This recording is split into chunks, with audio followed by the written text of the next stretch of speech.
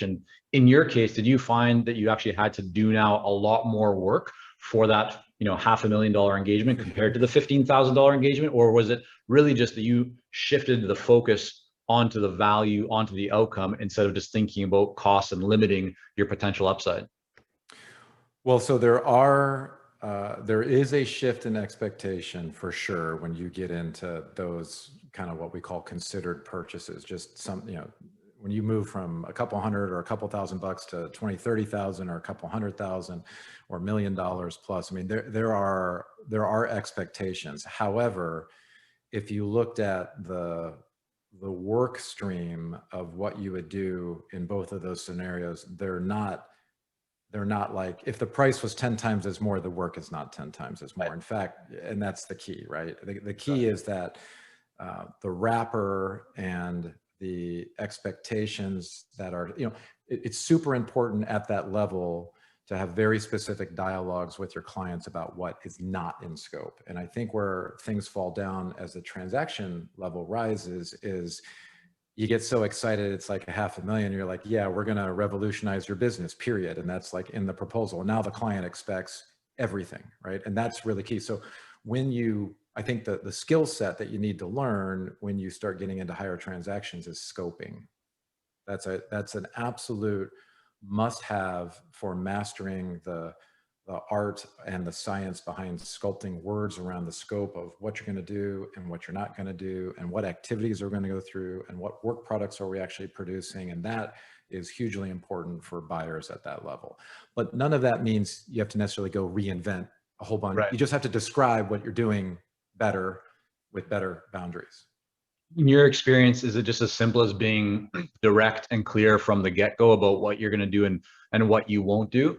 I think sometimes consultants feel like they have to almost walk on eggshells because they don't want to pull back too much with the fear of they might lose the deal if they're saying, hey, we're not going to do all of these things. But then if they don't do that, then later on they will, inevitably face scope creep. What are some of the best practices that you've used or that you find are really important? Any advice that you can offer more specifically around how do you actually, structure that scope so that you still are able to be successful in moving the project forward, but you're not putting yourself in a position where you're vulnerable to scope creep? Well, so I think this is the sort of fundamental slice between, on one side, we have time and materials, and if I get scope creep, I just bill you more, right? Which has its own issues, right? You can upset the bandwidth constraints that you have with other clients doing that. Scope creep sometimes brings in more revenue, but it usually creates more havoc because you have to try to plan the work products. And on the other side, we have this structure that says, well, I'm not selling you Michael's time, right? Where I'll just do anything. I'm selling you this process. I'm selling you this work product, and here's what it does, and here's why it's been structured that way. And I think most consultants have an angle or an eye on things that they do that are unique, that if encapsulated or described under an hourly rate really work against that uniqueness, but if encapsulated in the other structure, a work product or a defined process, is not only better profitability, but it affords you the opportunity to describe what you just said, the boundaries around the box. When I'm selling you hours, it's really easy to break the box. You know what I mean? Like, it's really hard for me to be on an hourly call with you and say, well, I'm not going to talk about some aspect of something, because that makes consultants feel very uncomfortable, and it almost puts you in this mode of like holding back, and you don't want to hold back.